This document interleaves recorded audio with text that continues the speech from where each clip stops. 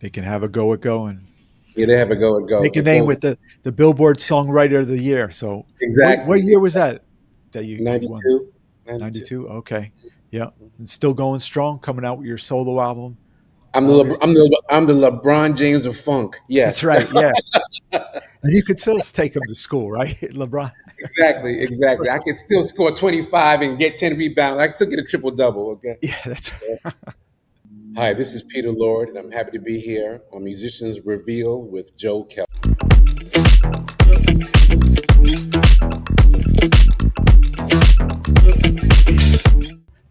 We're in store for a great chat right now with the premier songwriter, producer, screenwriter, director. He's got a brand new single out, which is really smoking. It's coming out officially July 4th. We've heard it, love it, and the new album coming out in August. He's also a founding member of the band The Family Stand. Massive hits this guy has written. We welcome finally to Musicians Reveal, Peter Lord. How you doing, brother? I'm good and you, Joe. Nice to hook up with you here, no doubt. Yeah, I mean it's great that you've got new music out. Boom, July 4th coming up. I'm sure you've been asked about that. Tell us about initiating this song and choosing as the first single off the upcoming album. Well, it was actually part of a TV musical project, actually.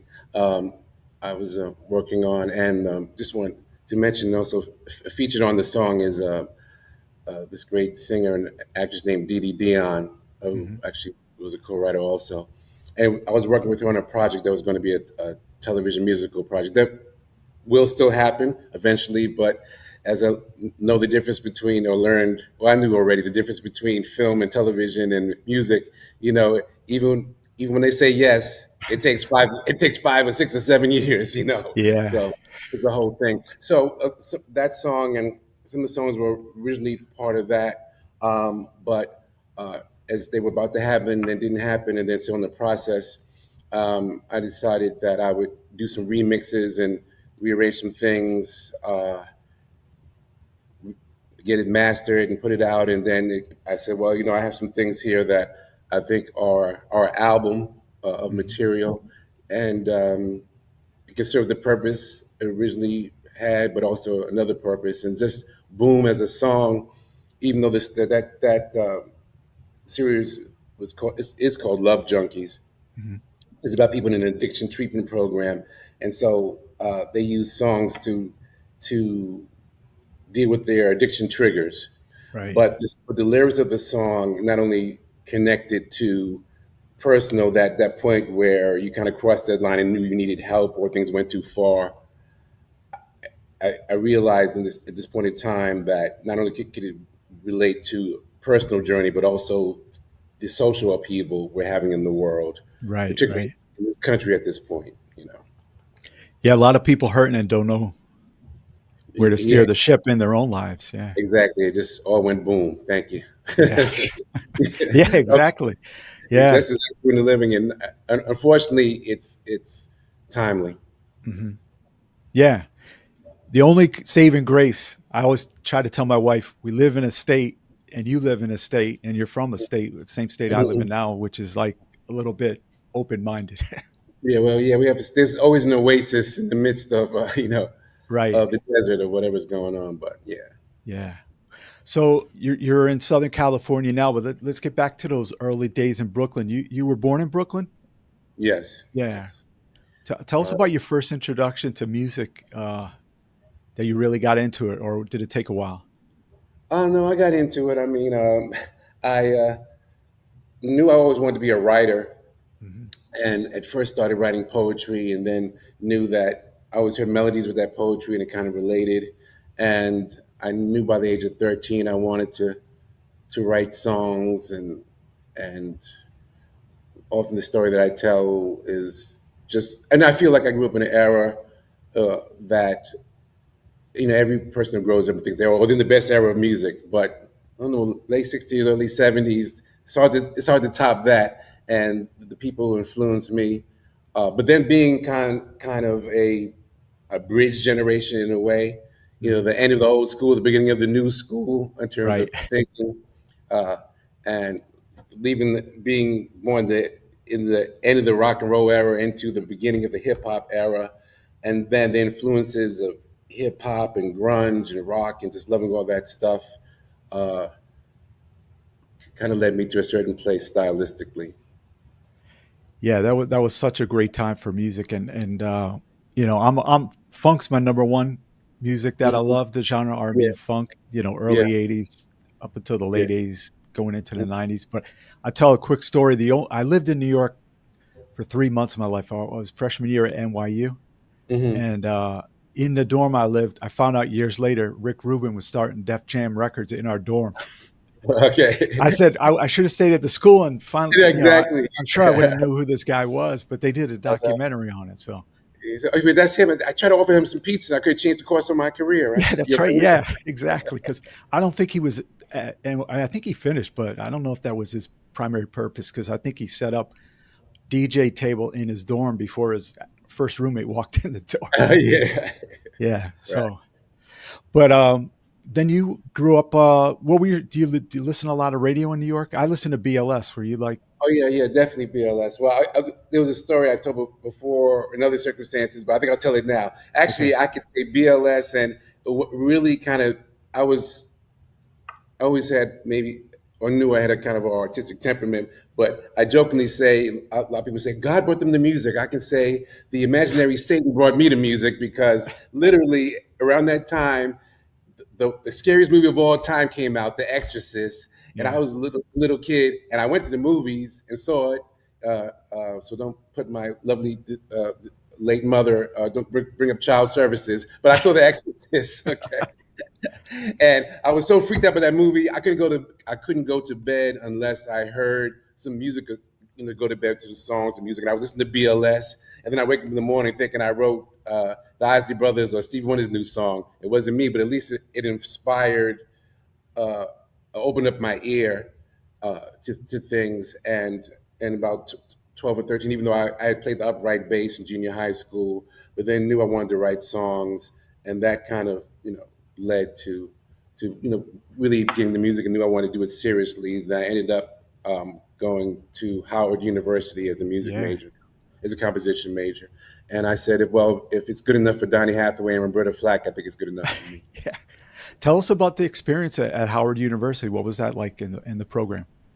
It was great. I mean, the thing about Howard, there's institutions then and now who might have more resources or more money or whatever, but they don't have the history that's kind of in the walls of the university. There's it's the walls of the of the of the art school and the music school. There's just something special there, and you can feel it in the music. And when I was there, there was really a lot of great jazz musicians. They were a little older than me, but they were there still. Like Jerry Allen was still there, and and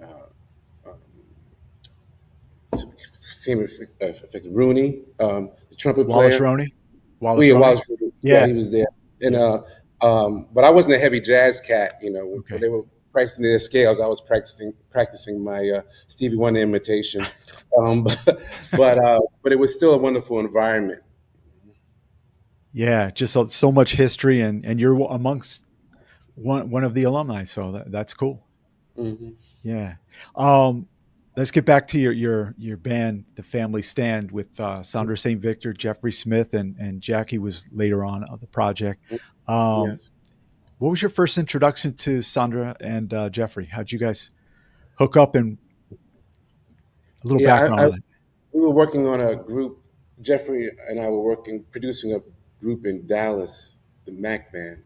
Oh yeah, yeah, they had a big hit. We met Sandra through Lisa Fisher, uh, and she introduced us, and it ended up that uh, eventually we had opportunity through Sylvia Rowan and Merlin Bob at Atlantic East West Records to produce a record and do kind of like a compilation album. At the time, I think Jimmy and Jam and Terry Lewis were supposed to do an album. They have different artists. I don't know if they ever Oh, did it, but we were supposed to do that. But then we knew we want. It ended up being that in the back of my mind, subtextually was always I really want to do a band type of scenario or a group type of scenario, and and though we had thought about different singers, Sandra and Jeff and I. There was this simpatico and bond, and as we often call each other's, musical soulmates, and we really were and are still, and we're still close. And then years later, uh, when in a way Sandra took a sabbatical, it ends up you look back in time, even though Right. it wasn't any kind of thing that she left the band, it was just the circumstances, and she was going to do a solo album. Then we met Jackie McGee, and that was great also. Hmm. Uh, so we're all very tight in that sense And I still. thought it was really cool. I came across, I forget if it was on Instagram or something. Sandra was promoting your single, which is really Mhm. nice. So you Yeah, guys, like you said, there's nothing ever changed. You guys are the best of friends. Everybody in the group. yeah, we're still very close. Yes. Yeah. Right off the bat, the first album has a major smash, Ghetto Heaven. Uh, did you know that was going to be a big hit? Did you have that feeling? Well, my one of my best friends, my best friend growing up was named Kenny Morrison. Loved him very much. He passed away very young, actually. And But he'd heard the songs, and that's the first song he said to me. Oh, that one's a hit. I was like, oh, okay, Kenny. So my Kenny Morrison, my brother forever, he Right. called it. So I said, well, maybe he's right, since maybe I was a little too. Most of my stuff then and now maybe been was too weird for my friends I was kind of close to, but they got that song. So yeah. Right. Yeah. And remix and great video and everything. You were off to the races with that, right? Yeah, to a certain extent, I think it was still a different song Mhm. for the time and the era, and it was 1990, but we did it at the end of 89, 1990, and that was era still of Jerry curls and a certain vibe, and we were not that, so we were definitely bringing in the 90s in terms of our vibe and tone and era. Yeah. And yeah, so yeah. You toured with Arrested Development. They were kind of that vibe back then, right? No, we didn't. We didn't.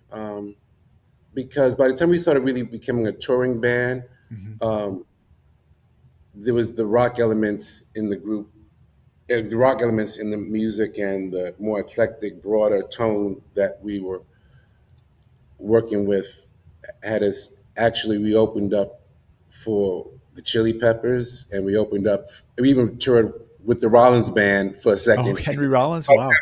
By the time we were doing Moon and Scorpio, that's when we Okay. really became a, a touring band. Yeah, Okay. Yeah. we kind of transitioned to the R&B two guys and a girl mode Mhm. to no, we're going to be a real kind of scenario. And actually, our first album wasn't the one that had Ghetto Heaven on. We had a slightly different name. That was my awful idea. It was called Yvonne Jeffries in the Stand. It was a Oh, combination of my mother's name Yvonne and Jeffrey was Jeffrey, and then we put a saint over the stand and blah blah blah. But we knew when we did the Chain album that we were going to switch it up and have a vibe that was kind of semi like Sly Stone. And the A&R guy, mhm. Merlin Bob, said, "Oh, you kind of like the Family Stand," and we said, "We're glad we thought of it." So that's how the name arose from that. It really would have been the Stand, but there Right. was a Ohio that had the name, and then it was like, okay, and that's Yeah. You gotta check through the database, make sure yeah, nobody hits you yeah, with changing your name while you guys are going strong. right. Hmm. I had a question. I don't know if when Sandra went solo, I went to a gig. She opened up for the Time at Tramps. Did you Okay. did you help her out on that gig? No, I don't. I Okay, know. I don't even remember that gig because the actually. funny thing is, Johnny Kemp was singing background, and she starts in, and the second song, she's looking around the stage. Where's Johnny? Where's Johnny? She finally found out he was in the bathroom, didn't know the concert started, and he Oh, ran okay. up on stage. So yeah, that was a funny moment. You should bring it up to her. Maybe Oh, she I will will. remember. I will. Yeah, yeah.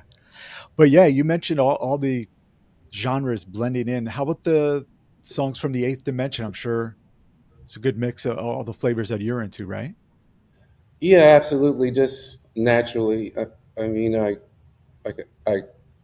often say I grew up being disciples of certain songs writers and a certain quality of songwriting, and just that mixture of what, as a kid, I listened to, combined with modern textures.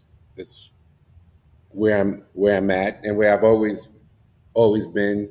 And I think the one asset that I I feel I've been fortunate to have the instincts for is not to be stuck. Hmm. And so this new album is not bringing back the '80s, '90s funk or doing the Running Man or New Jack Swing. It's not that. It's not that vibe. Not that we were in the center of that anyway. But Right. and not to dog anybody whose vibe and energy is there. But I, to me, great songwriting, like the late Quincy Jones said, the top on a certain level doesn't change. It's the bottom, the beat, the tone, the textures. Those might change, but the importance of a song, at least for me, is always the quality of the song is the most important thing.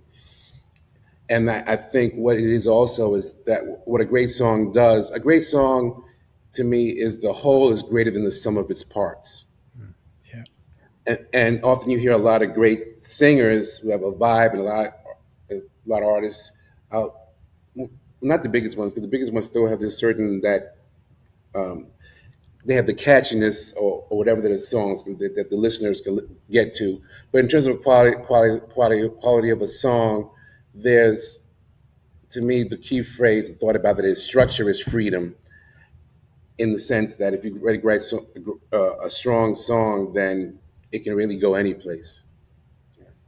So special guests or collaborators on the new record songs from the Eighth Dimension. Do you want to talk about some people on it? Sure. Well, there's two uh, featured guest vocalists who sing along with me on two of the songs. There's Dee Dee Dion Gibson, who sings also on Boom, Hmm. and Tara Naomi sings. There's a song that I wrote that she collaborated on called "And the Sun Is a Dying Star." That's the fifth song on the album. So, um, kind of a cool, I guess, folkish type of number, acoustic Right, guitar. right. But Hey, you play just about everything, right? I mean, I can no, but I can fake the funk, and with the technology, it ends up being everything. So I guess I play oboe now, synthesized oboe with yeah, string, right. Hey, do you have But a quiet? Do you have like multiple, or is that multi-track vocals on Boom? Boom. Uh, well, Boom is the choir is actually a sample on Logic. Oh, okay. All right. So, I didn't but mean that. Like, manipulated expertise, right. Well, it sounds manipulated with my great. expertise. Yeah. Yeah. So it was just me and Dee Dee singing on it. I sing most of it, but then she comes in later in the song. But there was that choir effect that I put in later in a later mix. The hits in the chorus, it just took it to another place. Okay. And though it's interesting, some people who start to listen to it might think of it, oh, it was a gospel choir or gospel. And if people who know me, if I went to a church, it might blow up. But no, I don't. But it's but it's not. It's almost like visually in that song, I almost picture a choir of zombies. Not wonderful, beautiful people in pretty white robes, because it's really speaking about the song a personal as well as a social dystopia in a sense, if that makes any sense. Yeah. So there's an irony to those chorus, but hopefully it gives this depth, to it. Yeah, yeah, it's a great song, and we encourage our viewers and listeners to go to. First of all, you can go to Peter Lord's Instagram page and interact and see what's the latest with his ongoing things, and also Spotify, Amazon, and whatever people download their digital things. Right? You have all the links up there, right? Yes, officially will be released July 4th. Yeah, Okay. the single "Boom." Mhm. And August 29th, I believe that songs from the Eighth Dimension. Yes, the album comes out then. Yes. Okay, great. You've also had a storied career as a songwriter and producer. I mean, whew, you got a lot of credits to your name, and a lot of applause. You actually were named Songwriter of the Year one year from Billboard, right? Yes, that was 92, 91. Yeah, I beat out this young writer named Prince, but it's we don't want to talk about Yeah, that. But Prince. anyway, no, no, Was he I from think he, Minneapolis? No. yeah, I think so. I think Yeah, yeah, yeah, very talented cat. No, right? yeah. That's right. Yeah, Yeah, yeah. Prince featured our show over the years, so yeah, we had a relationship with him. So yeah, yeah, he's sorely missed. Yeah, very much so. yeah. Very much. Well, yeah. Speaking of Prince, well, we can go into that a little later. I got a question about that. Mhm.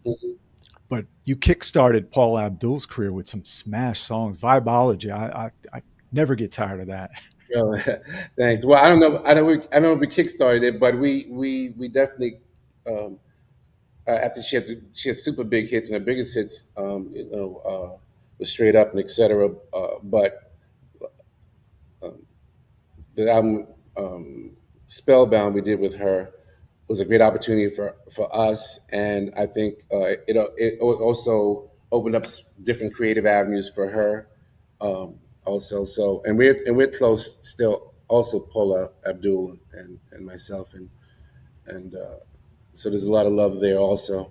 And the songs I did with her, like "Blown Kisses in the Wind" Rush, and rush. "Rush Rush" Yeah. and "Vibology," and "Promising New Day" was the number one, song. We were very fortunate about that. But my personal favorite was "Blown Kisses in the Wind" and "Vibology." They were both kind of different songs, you Right. know. So So when all that success hits for you there in a different avenue of writing songs for other people, do the calls come fast and furious? People knocking on the door to write the next hit for them? um, yeah, to a certain extent, yes, we had a lot of opportunities after that, and and we also took that opportunity with the commercial success to I guess you would say go the opposite direction. Not that it was not that we didn't feel that. I mean, Moon and Scorpio to me was a commercial album, but commerciality is a marketing question as opposed to a quality question often. So, but we felt the balls and freedom to do Moon and Scorpio, which I think is our Sergeant Pepper of albums, Hmm. Yeah. in that sense. And I'm very proud of that album to this day. As proud of anything that I've ever done. Wow. So I think it was a special moment. Yeah. um, Sandra made a return, right? Later on. Um, well, yeah, Moon and Scorpio. She was still. That was right after the Chain album, and Moon and Scorpio was after. Moon and Scorpio was right after we did Spellbound with Okay. Paula, Right. uh, I meant and then 2010. She came back and did oh, some with stuff. 20, Yeah. actually we did an album called Super Soul Nova in 2006, Okay. 2006. Yeah, 2006, and which has some great songs in there too. There's a song that Jeff wrote called "I Thought We Had," that. We got a lot of play on this one particular TV show, So You Think You Can Dance, and then brought some attention to the group for a minute there. But there's some excellent songs on there. And then we did an album in 2010, I think the one you're talking about, 2011, Yeah. called "In a Thousand Years." You're That right. had, had a lot of excellent stuff on there also, I think. And we were going to do a a Moon and Scorpio live tour, Mhm. doing all the songs, and we had the perfect timing of doing it in March of 2019, just when the pandemic hit. Right. So Yeah. that was the end of that. That's why I'm doing shows at home because I did a show in a studio. I brought bands in all the time, 82 to 2020. And then the pandemic hit. It's like, well, what are we going to do next? We can't go to the studio. Yeah. and So took then us it a became while. a thing. Yeah. Yeah. And we said, just fire up the camera, do it at home and play the music. We do it on Mixcloud. So, Yes, um, yeah, you got to navigate through everything. I mean, musicians, you guys went through hell with all that. right, right. Yeah. Fortunately, unfortunately, also I was deep in screenwriter filmmaker mode, so I wasn't necessarily touring or so focused on music at that time. Mhm. But yeah, it affected everything. Yes. Um, Getting back to Prince, I had a question because "Sanctuary" by Sandra St. Victor, you had a hand in a bunch of songs on that record, right? Hmm. Yeah. Prince took an interest in various songs off the record, right? I think that I mean I didn't really deal with him so much. He always avoided me. But but he liked Jeff and Sandra. But anyway, uh, but uh, um, yeah, he worked on that with her. Yeah, yeah, Soul Sanctuary. Yeah. Oh, yeah, he did one song. So Right. Oh, okay. Yeah. You never met Prince, or you met him and no, he we ran met. the other one? No, we worked on we worked. There was a song that we did for Paula that he actually wrote, but she'd asked us to do the vocal producing on it. So Oh, okay. uh, Was that you? I think. yes, Yeah, I you, remember. Yeah. the song yeah, Right. The who was song on "You." first? Yeah, yeah. Yes. So where were you up at Paisley Park, or you did it out in No, California? we did it we were in California. Yeah, we Oh, just had okay. the track and did the vocal Right, here. right. What it is. Yeah. He just didn't like you because I was you tall. bested We him. all Is because you beat him out for the Songwriter of the Year. Yeah, Yeah, he was bitter. Prince was bitter. Yeah, I yeah. know. He was bitter all these years. Yeah. Yeah, exactly. Yeah. Yeah. So the new album. Oh, I forgot that your buddy Corey Glover. He doesn't make an appearance on it. No, no, no. Oh, okay. No, it was just I mean, just happened to be those songs that I had that I when I decided to put out a quote unquote well, it is a solo album, but it was just that stuff, and I'm doing all the singing on there, so it's I cover all the male singing. Yeah, right. You don't put the falsetto in there. The what? Falsetto voice. Well, Right. I do have the falsetto in there, but Right. that's me, just me and like I said, there's a couple of duets on there basically, or more of a feature. I know, yeah, one is more like a kind of like a duet, but well, you'll hear when you get the whole Yeah, album. that's it. We're going to be playing it from the get go. Songs from the Eighth Dimension. And also, hey, I got to ask you the difference. I'm sure it's a huge difference. Brooklyn, New Mhm. York, moving out to Southern California. You've been out there a while, right? Yeah, yeah, 15 years, hard to believe. But the usual cliches, the weather's beautiful, the people, they're very lovely in your face. Well, actually, I would say um, most of the people who are not in any of the entertainment industries have been very nice, and people who are in the entertainment industry have been entertaining. Okay. Yeah, you got to. They've been entertaining. But I still live here, so I'm a Hollywood phony too. I love you all. That's right. Yeah, you got to play the part, right? Exactly. I'll call you. We'll meet. I'll call you Tuesday. Sure. All Right, right. right. Well, public transportation is they don't have the New York subway system out there. Exactly. Oh, Yeah, I see. just thought of a title for a new song, but then Tuesday never comes. All right. But then Tuesday never comes. All right. Anyway. Yeah, yeah. So you got a piano in your house, right? I see deep Yes. in your house. Well, Yeah. yeah, my little electronic studio. That's where the magic kind of happens over there. Right. Oh, okay. Hmm. So do you start on keys most of your songs? Generally, or a thought as I'm driving or washing the dishes or making a beat at the table as we're eating dinner. But yeah, so yeah, just usually from the piano. But then acoustic guitar, I might mess around and then hear something. Do you still go out to a lot of concerts to see some of your friends? Not really, Mhm. not really. I'm not really wasn't so much of a concert person. Even when I was focused on music all the time. But um, I don't really, I don't get out. I don't get out much. No, I don't. Yeah, I've some concerts, but I've really been my head to a large extent these recent years has been so focused on the film Mhm. and TV projects I'm developing. I call them the Magnificent Eight.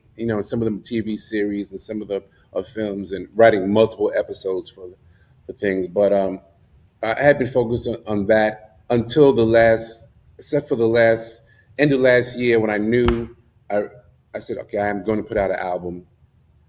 And there's these songs here, though I might have been saving some of them for these these these other film and TV projects. I think they are timely, and it's a good time to do it. So I just kind of jumped in, and on one level, didn't realize it would become what it became, but it's become something, and I'm happy about it actually. And it's kind of taking my mind off the other aspects of the artistic endeavors I've been involved in. So you're creating great works of art that you hope to to get filmed and stuff like that. What was is the fundraising out there is really tough? Is it so competitive out on California? Yeah, always it is very much so, and I think that I moved to I call it H Wood, thinking I was to be a H Wood writer, but then I realized once I got here, I'm not a H Wood Hollywood writer. I tend to like all the you see from all the most the filmmakers that I love the most uh, tend to be and the people who've resonated with the things I've created tend to be east of the Mississippi and across the Atlantic Ocean. So, Yeah. there's the projects are they're as eclectic as my music background, and some of them are music related, but some of them have nothing to do with music at all. Okay. So, in fact, I almost made a point when I first moved out here to play down the music side of Oh, what I was, really? Okay. so I wouldn't get boxed into certain things, but they box you anyway. So what can I Yeah. say? They it's all on the internet, right? Yeah, exactly. Yeah. All right. You followed the Knicks through the whole year, even though you moved, right? You still Oh, follow I'm a them. Nick fan. I'm a Nick fan. I'm a Nick Yeah. fan. Yeah. What do you think they need beside a coach to take it one more step further? Well, I hear rumors today. I just heard my Brooklyn accents. I hear rumors today. No, Yeah, that's right. I heard rumors today about LeBron. I'm like, see, it's typical of the Knicks to get a great superstar right. As he's about to exit. So, Right. and I mean, he's still amazing, but it's not, I don't believe it's the move personally. Yeah, I remember watching that move when he went to Miami, watching that ESPN special, and Yeah, that was a yeah, waste of time for yeah. us. I know. Yeah, but yeah, to get the coach and hopefully stay healthy, which they pretty much did most of the year towards the playoffs. But yeah, Yeah, yeah. I believe me, I can talk about basketball forever, but 'cause I do love the Knicks. Though I did for a second, I say jokingly that the Knicks are my wife. I always loved them, but I had a little affair with the Golden State Warriors, and and I love them, but but I always come home to mommy, and that's the Knicks. right. So Yeah, the Knicks. yeah. The last time, what, 73? They won the Yeah, championship. Yeah, we were little kids. yeah. Oh, were we even alive? Well, Yeah. anyway, Well, I was. You're younger than me, so yeah. yeah, So controversy. No. yeah. Oh, I wanted to ask you. One of the writing credits you work with Desiree Coleman, right? Uh, uh, Did Oh, and you mean in Desiree? You mean Desiree talking? Coleman? Oh, you didn't Oh, work actually, with? I did work with Desiree Coleman Yeah. once, went early in her career. Yeah, Okay. Because I went to see her at Mama I Want to Sing. I forget the theater. It was in New York somewhere. yeah, yeah. It was right after that. Briefly, we met, and actually met Mark Jackson for a second. But Oh, yeah, that's right. They were together. Yeah. yeah, they were then. They were. I don't think they are now. But yeah, we worked for. I don't know if their record ever came out. I don't think it did. I'm not sure. But that was a while back. Yeah. What Kind of even? when Jeff and I first got together. Yeah. Right. So everybody from the family stand, the three members originally from New York. No, Sandra's from Dallas, Texas. Oh, that's right. Yeah. She's And from now yeah. she's lives Port overseas now. Arthur, Dallas. Yeah, she's Okay. in the Netherlands. Yeah, Wow. yeah. Mhm. Yeah. Don't forget I that mean, Johnny Kemp story I told you. oh no, I won't. I won't. And it's funny you mentioned that, and speaking of basketball. I mean, one of the projects we worked on also that is one of my favorite songs that I wrote and we produced was on Tamia um, Hill's wife. Tamia, we did a song called Poetry. Oh, Grant Hill's wife. Yeah. Grant Hill's wife. Yeah. Yeah. hmm Wow. Yeah. So that Yeah. song was poetry, and after that, certainly after that, we did the song called "He Is" on Heather Headley, even though I stupidly did it under another name at the time, which was Joshua Nile, because I was going to try to play a trick on the industry. Oh, I'm this young new hip hop producer, and but then when the song kind of became a hit, "He Is," they were looking for Joshua Nile. So anyway, I said, "No, it's me." Yeah. Yeah. Try catching the check for Joshua Nile, Yeah, right? exactly. You know what? You can do a pseudonym. They go to ASCAP. Don't get me wrong. You got Right. this. Right. How about hip hop artists? Who were you influenced by in those early days of hip hop? Actually, just the overall tone and aura, because Ghetto Heaven was inspired by that hip hop music of the late '80s, early '90s, and my thought was, loving the beats, and I think for the time it was innovative to sing a song over one of those hip hop beats, and then add Okay. a different element to. And the song that we did also on Heather Headley, he is was influenced by um, this hip hop record, Broken Language. Um, was it Mob Deep? Yeah, I think it might be Mob Deep. But anyway, it Oh, was okay. yeah, it was because the cadence of the chorus of "He is" like "He is the mind protector, the door protector." Da, da, da. It was that kind of the blow killer, the bow bigger, the bum bum bum bum bum. And they used this did that cadence of that. It was taking that kind of hip hop rhythms, but giving it a melody and that tone of attack. So in that sense, and even and in this new album too, with this colors in the drums and the way they hit and textures um, that we are our ears are geared towards those tonal textures of hip hop. So it's in the music. It's in the music on this new album also. Except I mix it with all these other elements. Not trying to do that. Just who I Right. am. Yeah. So what do you got planned for July 4th? Anything for the single? I'm actually going to a family reunion, but we Oh, do have a wow. video coming out. This video content director named Rio. I'm really excited about, Oh, and okay. he did he's worked with Beyonce and did Coachella visuals and things like that. So we will have a video that will be on my YouTube channel, Peter Lord, and so things related to songs from the Eighth Dimension will be on there, Mhm. uh, and hopefully we'll have that video soon, any day now. So there'll Oh, be okay. a video Yeah, content and put that in the link of all the links in our description for the interview. So okay, yeah. drive some traffic. Yeah. So yeah, this by shortly after the fourth, a lot of the videos and stuff should be up. So they're not up yet, but they will be. Are you thinking of a record release party or something online for the big August 29th for the album? Not yet, but who knows? Something might come up between now and then. But Yeah. maybe we'll do something virtual. But no, we're just going. We're really excited. I'm really excited about the videos, contents. We hope to create with Rio, and Boom will be the first video. I think we're going to do at least three things Oh, okay. together from the album. So I'm excited about that. So back in the days of the Family Stand, that was the era of the remixes. Everybody was Hmm. so curly and yeah. Are you planning on doing any remixes for some of the tracks on your current album coming out? Not, not really, but if anybody wants to do some remixes of the stuff, I'm very open. There's a song that might be, I think, as of now, the second single called "Go" Okay. uh, on the album that could be subject to a real great remix. I think, "Go" in particular, I think could be. They can have a go at go and Yeah, they have a "Go" and "Go." make a The name close, with the Billboard Songwriter of the Year. So what exactly. year was that you won? 92, 92. 92? Okay. Yeah. And still going strong, coming out with your solo album, I'm August. I'm the LeBron James of funk. That's Yes. right. Yeah. And you could still take them to school, right? LeBron. Exactly, exactly. I could still score 25 and get 10 rebounds. I could still get a triple double. Okay. Yeah, that's right. Yeah, man. You got to come back in the fall. We talk about the whole record. Oh yes, yeah. I'd Yeah. love to. I'd love Ready to to. come Yeah, back and talk yeah. about the eighth. I'm excited you and for others to hear what I'm doing. What I'm doing.